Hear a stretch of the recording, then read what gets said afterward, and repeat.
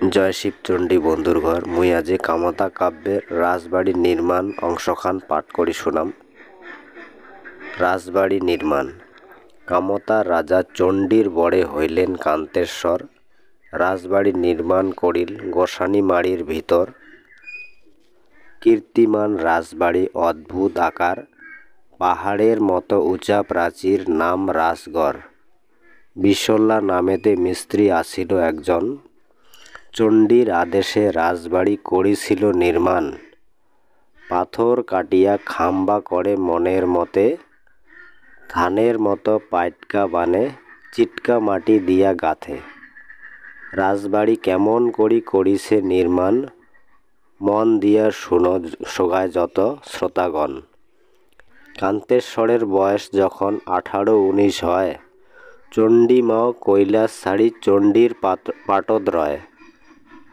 বিশল্যার বাড়ি হইল বক্সি, বক্সির হাট কয়। বুড়ি হইয়া চণ্ডী মাও বিশল্যার বাড়ি যায়। সাদা কাপড় পাকা চুল হাটে, নাঠি ঠোকা দিয়া। রাজবাড়ি নির্মাণের কথা বিশল্যা কয় বসিয়া বসিয়া। এক থাল স্বর্ণ মুদ্রা বিশল্যার হাতত দিয়া, চণ্ডী মাও চোখের আগত গেল মিশিয়া। কোদাল খন্তা বাটাল হাতুড়া বিশল্যা বান্ধিল বোঝা, মাছ মারিবার জন্যে নিল মাছ হানা কষা। রাজবাড়ি নির্মাণ হইবে টয়রা দিলে ঢোল, সারা বাড়ি রাজবাড়ি বানেবার নাগিল হট্টগোল। রাজবাড়ির কাজত যায় করিবে যোগদান, স্বর্ণমুদ্রা দিয়া তাক করিবে সম্মান।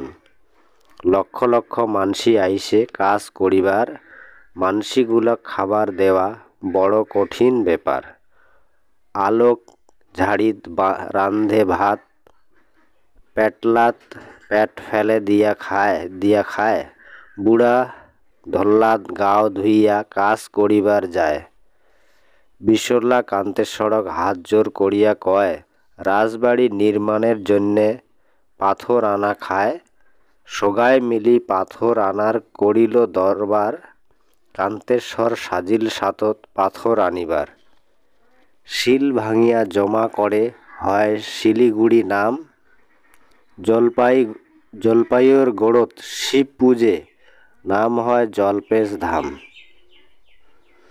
হাতি দিয়া পাথর আনে করি টানাটানি, শিবের বড়ে পাহাড় ভাঙে করি হানাহানি।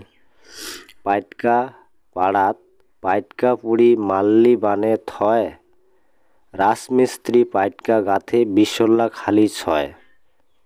কোদাল ধোয়াত কোদাল দিয়া চিটকা মাটি কাটে, নলের মতো নল বাড়ি দি সাইরা ধরি হাটে।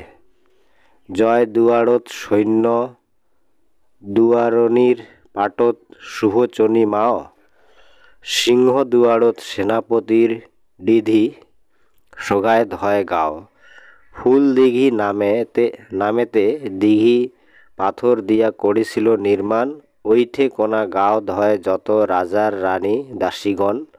রাজবাড়ির পূব দক্ষিণে মন্ত্রী থাকার ঘর, রাজবাড়ির দক্ষিণে খোলামত কোড়ার রাজদরবার, তার দক্ষিণে বানাইছে ঘোরশালা ঘোড়ামারা নাম। টাকশালত সোনার টাকার ভাণ্ডার বানিয়ায় করে কাম। শিল দুয়ারত বানাইছে দুয়ার, শীতলা বসত অস্ত্রশালা। ধুলা গোড়ত ধুলা উড়ায় অস্ত্র আনার বেলা। পূব পাকে নাই দেয় প্রাচীর, সূর্য হইবে অপমান। বিশল্যা শিলত নকশা করে চুলকিয়া চুলকিয়া কান। মাটি কাটিয়া গড় বানায় পাহাড়ের সমান, রাজবাড়ি না তোলায় জনে আসিলে বড় বান। 4 তালা রাজবাড়ি আকাশ ছং ছং করে, সুন্দর সুন্দর ঘর আরো বানাইছে তড়ে তড়ে। রাজবাড়ি চিতাইছে চিটকা মাটি দিয়া, হাতি ঘোড়া সিংহ বাঘ চিতাইছে ময়না টিয়া। রাজবাড়ির সৌন্দর্য আসিল স্বর্গের সমান, রাজবাড়ি যায় করিছে কাজ, আসিল ভাগ্যবান। রাজবাড়ির নির্মাণ কার্য সম্পূর্ণ করি নেটাপাড়ি বইসে চক্রধারী। কান্তেশ্বর নিজের হাতে স্বর্ণমুদ্রা দান করে, মহারাজা কান্তেশ্বরের সোগায় জয়ধ্বনি মারে। 2 আঞ্জলে স্বর্ণমুদ্রা কোষাত করে দান, মহাদানী রাজা কান্তেশ্বর সোগাড়ি মুখত গান। রাজবাড়ি নির্মাণের কথা ক্ষান্ত হইয়া গেল, রাজকার্য আরম্ভ হইবে, রাজবাড়ি চলো। জয় শিবচণ্ডী। যথা ধর্ম তথা জয়। ক্ষত্রিয় রাজবংশীর জয় হোক। মহারাজ শ্রী শ্রী অনন্ত রায় দেববর্মার জয় হোক।